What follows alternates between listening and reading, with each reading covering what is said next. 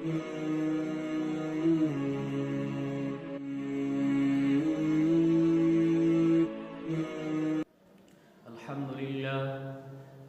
لله وكفى والصلاة والسلام على سيد الرسل وخاتم الأنبياء أما بعد فأعوذ بالله من الشيطان الرجيم بسم الله الرحمن الرحيم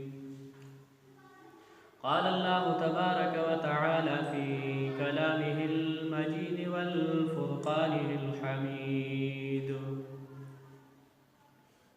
لا يكلف الله نفسا إلا وسعها لها ما كسبت وعليها ما اكتسبت وقال رسول الله صلى الله عليه وسلم إن الله تجاوز عن أمتي ما وسوست به صدورها ما لم تعمل به أو تتكلم أو كما قال رسول الله صلى الله عليه وسلم. په دې کلیپ کې د وسوسې متعلق یو څو خبرې به ذکر کوو. اوله خبره تعریف او حکم د وسوسې. دویمه خبره اقسام د خیالات قلبیه چې زړه کې کوم خیالات راځي داغی احکام دا بیانو او داغی اقسام چې دا په څو قسمه دي. او دریم نمبر طریقه او علاج د دفع کولو د وسوسې. اول باسو فی ذکر تعریف و حکم الوسوسه، په ذکر د تعریف او د وسوسې د حکم. وسوسه دا څه ته ویلی شي؟ القاء الشر فی قلب الغیر، د بل پزړه کې غلط خیال راتلل، بد خیال راتلل، دغې ته وسوسه وایي. القاء الشر فی قلب الغیر، پزړه کې یو داسې بد او ګنده خیال راتلل، دې ته وسوسه ویلی شي. او په لغت کې وسوسه صوت خفي نرم اواز ته ویلی شي، او په اصطلاح د شریعت کې زړه ته یو بد خیال د ګناه راتلل، دې ته وسوسه وایي. اول یو شی زړه ته که بد خیال لالی دې ته وسوسه وایي، او که ښه خیال ورته راغی نو بیا دغې ته الهام ویلی شي. بیا دا وسوسه کله د نفس اماره د طرف نه وي او کله د شیطان د طرفه وي. کله یو خیال د ګناه د یو ګناه بار بار زړه ته راځي نو دا د نفس د طرفه، او کله د ګڼو ګناهونو خیالات بار بار زړه ته راځي نو دا د شیطان د طرف نه وي. د وسوسې څه حکم دی او د الهام څه حکم دی؟ د وسوسې حکم دا دی چې کله بد خیالات غیر اختیاري د انسان زړه ته رالل نو په دې باندې څه مواخذه نشته دی، په دې باندې الله تعالی انسان نه نیسي. او کله کله داسې خیالات چې غیر اختیاري وي، تا په خپل قصد او اختیار سره راوستل، یا غیر اختیاري خیالات زړه ته رالل، دې کې تا غور او خوض فکر دې پکې شروع کړو، په دې باندې به بیا باقاعده مواخذه وي او الله تعالی به دې پې نیسي. درېیمه د الهام حکم څه دی؟ نو یو الهام د انبیاء علیه السلام چې دا یو قسم وحی ده او قطعی حجت او صحیح وي، لیکن د غیر پیغمبر الهام دا قطعی حجت او صحیح نه وي، بلکې په دې کې کله کله د غلطۍ احتمال هم وي چې دا غلط دی. دریم نمبر خبره هغه خیالات چې زړه ته راځي د هغې علماو یو 15 اقسام ذکر کړي دي. د دې نه مخکې نبی علیہ السلام مبارک فرمایي چې کله کله دا شیطان د انسان د زړه ته یو طرف ته شیطان ناست دی او د بل طرف ته ورته فرشته ناسته ده. د انسان د زړه ته دا فرشته ښې خبرې اچوي، د هغې دې خبرې ته ویلی شي الهام او دې ته وایي ملهم. اول طرف ته شیطان ناست دی، د ده د زړه ته وسوسې او ګنده بد خیالات اچوي، دې ته وسوسه وایي او دې شیطان ته وسواس ویلی شي. زړه ته چې کوم خیالات راځي دا په 15 قسمه دي. یو هغې ته د یو قسم یې دی حاجس، دویم ته خاطر وایي، او دریم ته حدیث النفس ویلی شي، او څلورم ته هم او پنځم ته عزم بالجزم ویلی شي. د دې تعریفات علماو داسې کړي دي. لومبنی قسم چې هغې ته حاجز ویلی شي، زړه ته یو ګنده خیال لالی بد او په زړه کې استقرار ونه که پاتې نشه، بیا ترې نظر ووته، دې ته وایي حاجز. دویم قسم خاطر، زړه ته یو بد او ګنده خیال لالی، لږ صحت پکې ایثار شه او بیا ترې نه ووته، دې ته وایي خاطر.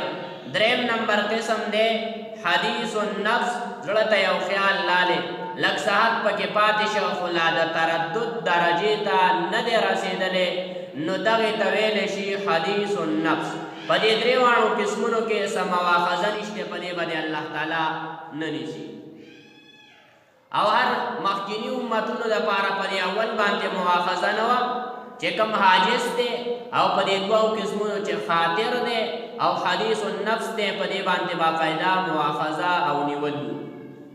څلورم نمبر قسم، هغې ته هم ویلی شي چې زړه ته خیال لالی او د خیال نه بعد استقرار یې وکړو او باقاعده تردد پیدا شه او تا یو جانب ته ادنا ترجیح د فعل جانب ته ورکړه چې یاره دا کار وکړم، نو په دې باندې عذاب نشته او ثواب پکې شته. بطور مثال ستا د زړه کې خیال لالی او خیال هم د هم په درجه کې رالی، د ګناه خیال لالی تا ونه کړه نو الله تعالی پې تا نه رانیسي، او که د نیکۍ خیال لالی په درجه د هم کې نو الله تعالی پې درته باقاعده ثواب او اجر درکوي. پنځم نمبر قسم عزم بالجزم، دا دې ته ویلی شي چې جانب د فعل ته قوي ترجیح ورکړي او هغه کلک کې، نو په دې کې ثواب هم شته او عذاب هم شته. که جانب د فعل دا نیکي کولی خو الله به درته پې اجر درکوي، او که ګناه کولی او ودې کړه درجې د عزم بالجزم ته دې ورسوله، نو په دې باندې الله تعالی باقاعده نیوکه کوي او نیسي به دې پې. دا پنځه اقسام دي د خیالات قلبیه. د دې نه علاوه یو انسان ته خیالات راځي، په موس کې ورته رالل، د ده د موس به څه حکم بعض انسان ته بار بار په موس کې وسوسې راځي، خیالات ورته راځي، او بیا دې په خپل موس کې خطا شي. اکثر اوس یو سړی په موس کې خطا شي چې یاره ما 2 رکعاته وکړل یا مې 3 رکعاته وکړل، نو دې کې به دې بیا څه کوي؟ نو ائمه ثلاثه د هغوی مذهب پکې دا دی چې دې کم اقل مقدار دی د ده خیال لالی شک چې ما 2 وکړل که 3، نو دې په 2 باندې متیقن چې کم دی بنا علی الاقل وکړي، د ده شک رالی چې ما 2 کړي دي که 3، نو بس دې داسې ووایي چې 2 مې کړي دي او دې باندې دې بنا وکړي 2 دې نور کوي. دا د ائمه ثلاثه مذهب دی، ځکه هغوی هغه حدیث ذکر کړی دی چې کوم کې نبی علیه السلام د بنا علی الاقل یا د بنا علی المتیقن چې کوم تیقن نه یقین نه ستا په کوم 2 کې هغه وکړه، هغوی د دې نه استدلال کوي باقاعده. او زمونږ د امام ابو حنیفه رحمه الله په نسبت کې قدر تفصیل دی، د هغوی په نظم چې بنا علی الاقل نه وکړه نو بیا به باقاعده تا آخر کې سجده وکړي نو لمونځ به دې وشي. امام ابو حنیفه رحمه الله په کې قدر تفصیل کړی دی. تفصیل داسې دی که یو سړي ته لمونځ کې شک رالی، وسوسه ورته راله چې یاره دا لمونځ مې 2 رکعاته وکړه که 3 مې وکړه، نو امام ابو حنیفه رحمه الله وایي که دا د اول ځل دته دا شک راغلی نو دې د استیناب وکړي، لمونځ دې دوباره د سره وکړي. او کنه بار بار د عادت دته داسې راځي خیال او وسوسې شک ورته راځي، نو امام ابو حنیفه رحمه الله بیا فرمایي چې دې د تحری وکړي ظن غالب باندې چې کوم د ګمان دی ظن غالب راوخته چې یاره ظن غالب دا دی چې 2 رکعاته شوي، غالب ګمان دا دی چې 2 دې شوي، نو دې په هغې بنا وکړي.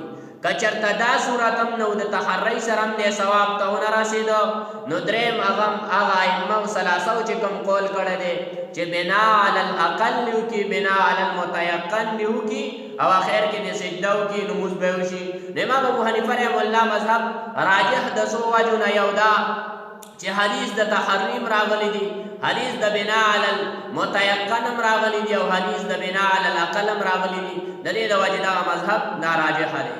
او بله خبره د وسوسې د لرې کولو علاج دفع د وساوسو.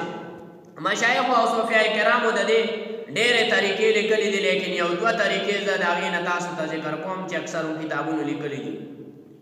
یو طریقه یې دا لیکلې ده چې د وسوسې طرف ته به دهان او توجه بالکل نه کې، خپل کار کې به لګیا یې او د وسوسې د دفع کولو به اهتمام کې چې دا ختمه کړم. او دویمه وجه ده عدم مواخذه او امید د اجر به پکې.